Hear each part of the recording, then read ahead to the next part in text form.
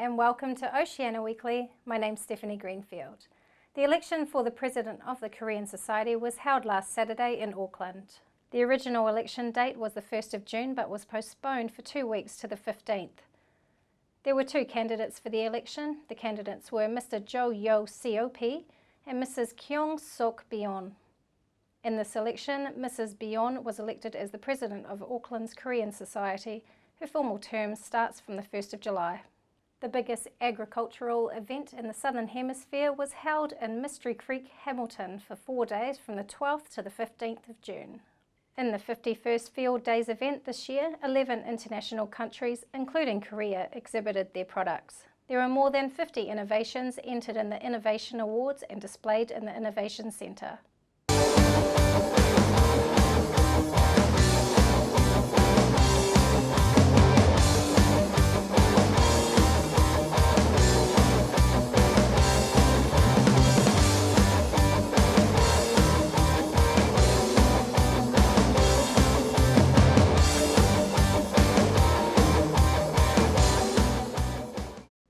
A survey released on the 4th of June said members of the K-pop sugar group BTS are the Koreans both Koreans and foreigners want to meet the most.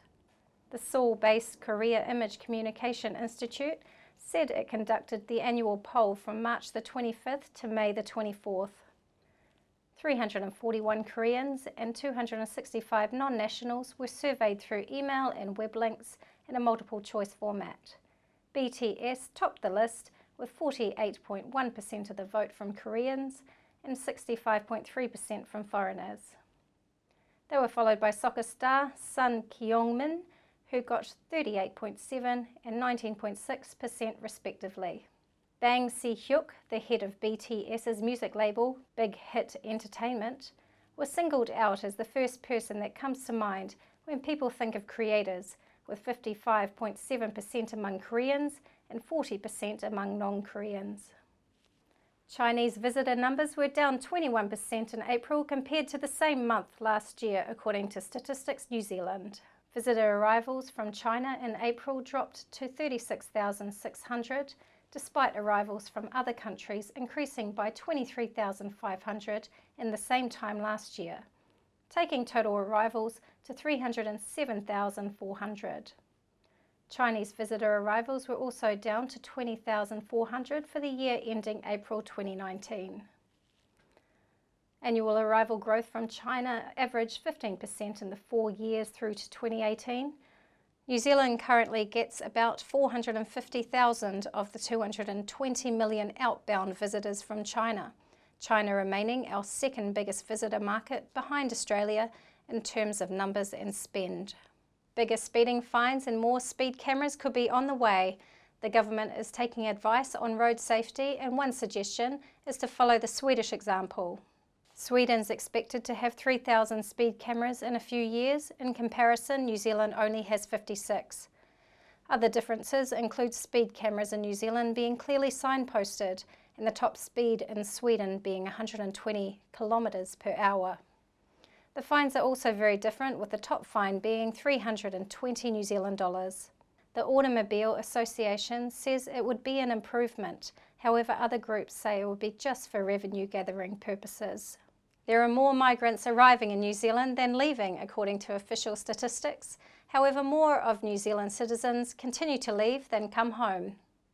Statistics New Zealand said the country's annual net migration in the past year to April was 55,800. Migrant arrivals were 151,000 and migrant departures were 95,100. Statistics New Zealand said 19% of migrant arrivals were from Australia, of which 64% were New Zealand citizens and 25% Australian. The number of migrants from China was at 11% and 10% came from India. An earthquake felt across the lower South Island over the weekend has reignited calls to prepare for the big one. Civil defence and scientists say the likelihood of a major quake along the Alpine Fault in the next 50 years is now at 30%. Westland is home to many small communities with only 1 or 2 routes in and out, making them vulnerable to natural disasters. Home to about 330 people, Harehare is among them. South Westland Area School Deputy Principal Nick Glancy knows the risk very well. Uber has said Australia will become the first international market for its flying taxi service, Uber Air.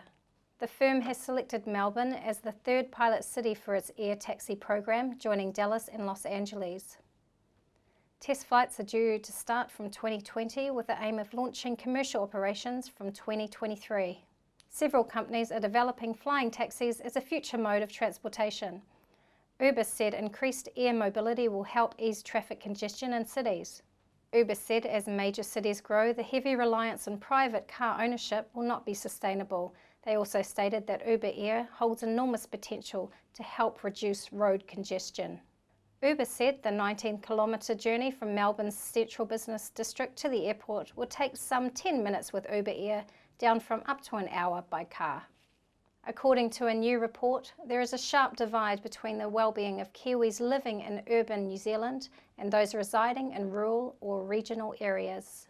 The report found well-being in metropolitan centres far exceeded that in the regions for 7 of the 9 considered areas: environment, health, jobs, knowledge and skills, income, safety and social connection.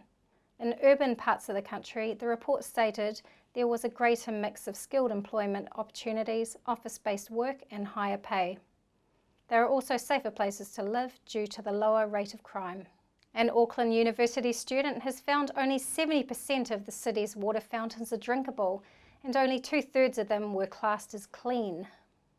Tyler Goodsell-Matthews tested 282 public fountains around Auckland. She spoke about how she evaluated the accessibility and cleanliness of the fountains. Her findings came as Auckland's public health system teams up with the council in a program that will encourage people to choose tap water over sweetened and fizzy soft drinks. A briefing document from Education New Zealand warns the lucrative foreign student sector is at risk because of the scale of student visa delays. Institutes of Technology and Polytechnics alone lost an estimate $33 million in fees in only 4 months. Education New Zealand said it was concerned that the visa processing and other immigration-related issues could affect its international education strategy, including the $6 billion revenue for the sector by 2025. The government board said it was hearing from education agents every week. The agents reported their frustration was making them reconsider whether they should market New Zealand as a student destination to clients. The delays began in November. They were caused by a rise in applications at a time when an INZ restructure had just moved all non-Chinese offshore student visa applications to Mumbai. The National Party is on board with the government pulling Kiwi troops out of Iraq next year on the condition that Australia and the United States also withdraw. The Prime Minister announced that troops will be reduced over the coming year before deployment ends by June 2020. Up to 95 troops are currently training Iraq security forces in a joint mission with Australia at Camp Taji that began in 2015. The number will be reduced to a maximum of 75 next month and 45 from January. New Zealand's role in Afghanistan is also changing, with troops remaining for another 18 months. However, the role will move towards more of a peace and security role. Jacinda Ardern said it was time to leave Iraq. The housing market has reached its slowest pace in 12 years, with new data revealing homeowners are holding off listing properties. CoreLogic data has revealed the lowest number of home listings in more than a decade, with Sydney and Melbourne hit the hardest. Both capital cities have 30% fewer properties for sale than it was recorded at the market's most recent peak. As a result, New South Wales and Victoria's government budgets have suffered, following a steep decline of stamp duty revenue. Nationally, the number of listings has dropped by 20%, while Brisbane, Canberra and Perth have also recorded a decline in the number of real estate listings. Adelaide, Darwin and Hobart bucked the trend with slight improvements. The Council of Auckland Philippine Organizations celebrated Philippine Independence Day by the way of gathering Filipino community and conducting a singing contest. The contest was called Search for Jintog Tinig Golden Voice 2019. It was held on Saturday the 15th of June at the Te Atatu Peninsula Community Centre. There were 14 contestants who participated and 3 were announced as the winners. Most participants sang original Filipino music. Winners were given cash prizes and vouchers for voice lessons to further their singing passion. The Philippine ambassador in New Zealand, Gary Domingo, graced the event and delivered the message of the Philippine President Rodrigo Duterte, in which he described the day the Philippines gained independence as the most significant event in the country's history. It ended more than 3 centuries of oppression from the Spanish regime. At the time, this commemorative occasion resolved to determine the course of Philippines' destiny as a nation, a truly independent one. Hong Kong won't fully become part of China until 2047, almost 3 decades from now. But many in this semi-autonomous city say their way of life is already changing as Beijing expands its influence here. At the heart of the latest protests here was an intensely personal question. Would you trust being sent to stand trial in China's politicized judicial system? The answer from Hong Kongers was a resounding no. An estimated 2 million people attended the latest protest against the government's extradition proposal. That's over a quarter of Hong Kong's population, a forceful repudiation of China's judicial system. Though the government paused the bill, Hong Kong's future remains uncertain. As Beijing closes in, many feel they have no choice but to consider leaving. It is happening. It is already happening. People of my age, like in the late 30s, 40s, are already planning and they are already looking around. Maybe somewhere Western, more democratic. Yeah, I will feel ashamed that I will not like to live in here anymore. We will go to Taiwan or Australia, somewhere that not yet controlled by China. Hong Kong's reputation as an international financial hub could also be at risk. One of the reasons why people like using Hong Kong as an Asia base is that on the one hand they can get access to the China market, but on the other hand it's a separate legal system with greater protections of the rule of law and greater protections for private property and the like.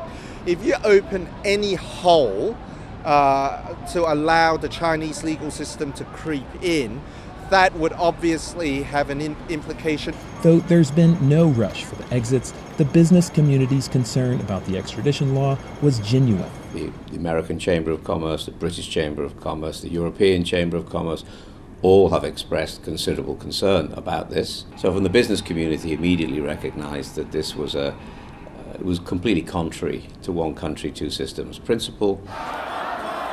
Since Hong Kong lacks fully democratic institutions, one of the only ways people here can push back is through protest. And at this point, the protests only keep getting bigger. Bill Gallo, VOA News, Hong Kong.